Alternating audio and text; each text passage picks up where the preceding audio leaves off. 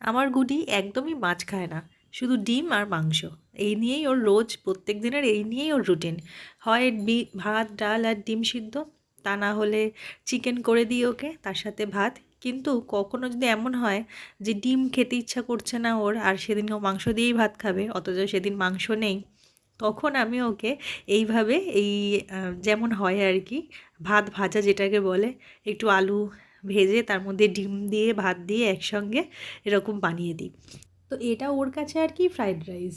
আমাদের কাছে যেটা ভাত ভাজা, এটা ওর কাছে ফ্রাইড রাইস। ও খুবই ভালোবাসে এটা খেতে। তা আমিও সেদিনকে, মানে কিছুদিন আগে আর কি, ওরমই বায়না করছিল, তো এটা বানিয়ে এনেছি। ওর আনন্দটা দেখো শুধু, কি খুশি, দেখে কি খুশি হয়েছে। আর তারপর আমি খাওয়ানোর পর তো বসে একটু নেচেই নিল।